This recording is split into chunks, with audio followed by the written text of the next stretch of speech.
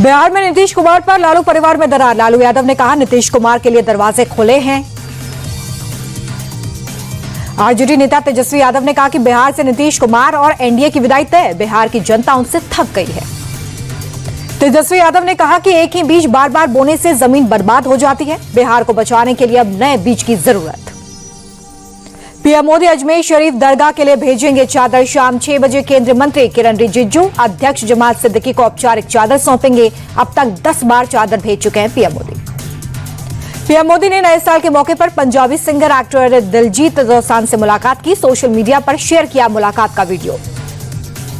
दिलजीत ने प्रधानमंत्री के साथ मुलाकात को बताया नए साल की शानदार शुरुआत। कहा हमने संगीत सहित कई मुद्दों पर की बात। पीएम मोदी ने भी दिलजीत की तारीफ की। कहा आपके परिवार ने आपका नाम दिलजीत रखा, आप दिल जीतते ही रहे। दिलजीत ने पीएम मोदी को सुनाया गीत। पीएम मोदी ने टेबल पर दी थाप। तेलंगाना के मेडचल में सीएमआर इंजीनियरिंग कॉलेज में छात्रों का विरोध प्रदर्शन। गर्ल्स हॉस्टल के बाथरूम में वीडियो रिकॉर्डिंग का आरोप। छात्राओं ने कड़ी कार्रवाई की मांग की। छात्राओं ने रसोई घर में काम करने वाले कर्मचारियों पर रिकॉर्डिंग करने की आशंका जताई। पुलिस ने संदिग्धों के खिलाफ केस किया दर्ज। साल के पहले दिन नागपुर से आई दिल दहलाने वाली वारदात। इंजीनियरिंग के छात्र उत्कर्ष ने की अपने माता पिता की हत्या। पुलिस ने युवक को गिरफ्तार किया।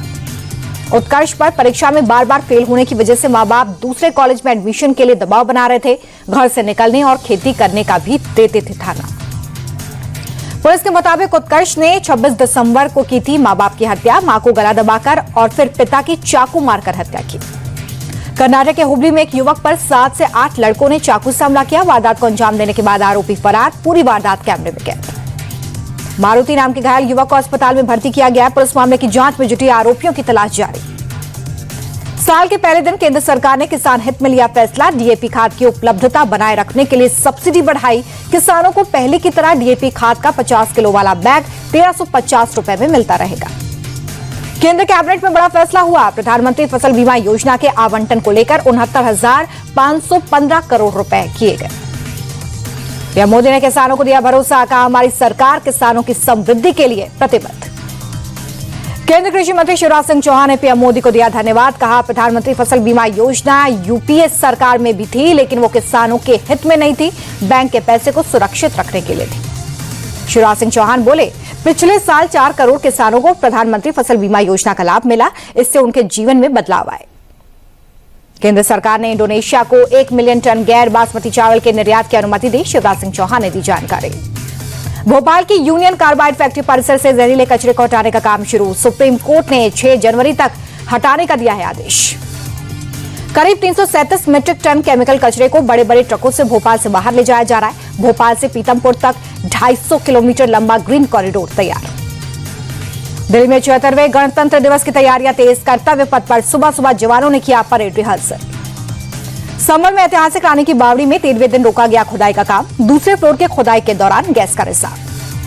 एएसआई की टीम ने गैस रिसाव को बताया खतरनाक संकेत। दूसरे फ्लोर के सर्वे के बाद दीवारों को बताया कमजोर। ऑक्सीजन की कमी की भी जताई आशंका। संभल में खुदाई पर बोले श्री राम जन्मभूमि मंदिर के मुख्य पुजारी आचार्य सत्येंद्र दास। मुगल शासन के दौरान कई हिंदुओं की संपत्ति और मंदिरों को कब्जे में लिया गया। खुदाई में वही मंदिर निकल रहे हैं। यूपी के कैबिनेट मंत्री संजय निषाद का संभल में हो रही खुदाई पर विवादित बयान। कहा जहां जहां विवादित जगह मुस्लिम उसे वापस करते। संजय निषाद ने बलिया में मुस्लिम समाज को दिया शरीयत का हवाला। कहा विवादित जगह पर इबादत करना गुनाह है तो क्यों गुनाह कर रहे हैं। तमिलनाडु के रामनाथपुरम में सरकारी मेडिकल कॉलेज में लगी भीषण आग। दमकल की गाड़ियों ने कड़ी मशक्कत के बाद काबू में लिया। किसी के हताहत होने की खबर नहीं।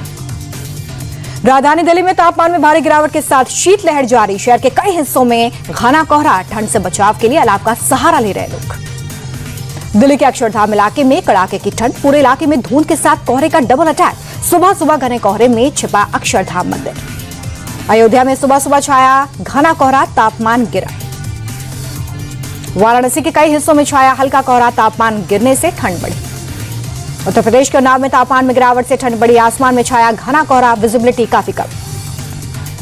यूपी के मुरादाबाद में आसमान में छाया घना कोहरा। तापमान में गिरावट से ठंड बढ़ी। बचाव के लिए अलाव का सहारा ले रहे लोग। हिमाचल के लाहौल स्पीति में भारी बर्फबारी। चारों ओर बर्फ की चादर। पहाड़ घर छत सब बर्फ से ढके। जम्मू कश्मीर के पटनी टॉप पर भारी संख्या में पहुंच रहे पर्यटक बर्फबारी का ले रहे आनंद। जम्मू कश्मीर में एलओसी के करीब भारतीय जवानों की पेट्रोलिंग, बर्फ के बीच चैन के सहारे कर रहे हैं गश्त। हाड़ कपा देने वाली सर्दी में जवान जान पर खेलकर बॉर्डर की कर रहे हैं चौकसी। सिडनी में कल से खेला जाएगा भारत ऑस्ट्रेलिया के बीच बीजेटी टेस्ट सीरीज का आखिरी मैच। 5 मैचों की सीरीज में ऑस्ट्रेलिया 2-1 से आगे। सिडनी में भारत का प्रदर्शन खराब। टीम इंडिया ने ऑस्ट्रेलिया के खिलाफ अब तक सिडनी में 13 मैच खेले, 1 मुकाबला भारत ने जीता, 7 ड्रॉ रहे, 5 में मिली हार। ऑस्ट्रेलिया के प्रधानमंत्री एंथनी अल्बनीज टीम इंडिया से मिले। गावस्कर बॉर्डर ट्रॉफी में शानदार प्रदर्शन के बाद जसप्रीत बुमराह की तारीफ की। भारतीय टीम की ऑस्ट्रेलिया के प्रधानमंत्री से मुलाकात सिडनी टेस्ट से पहले हुई है। अल्बनीज ने टीम इंडिया के साथ प्रधानमंत्री हाउस में खिंचवाई तस्वीरें। जसप्रीत बुमराह ने आईसीसी रैंकिंग में रचा इतिहास। 907 रैंकिंग पॉइंट्स हासिल करने वाले पहले भारतीय गेंदबाज बने। आईसीसी रैंकिंग में टॉप पर बरकरार। जसप्रीत बुमराह ने रविचंद्रन अश्विन को पीछे छोड़ दिया है। 904 रेटिंग पॉइंट्स के साथ आर अश्विन थे भारतीय गेंदबाजों में सबसे आगे। इंग्लैंड के पूर्व स्पिनर डेरेक अंडरवुड की बराबरी की।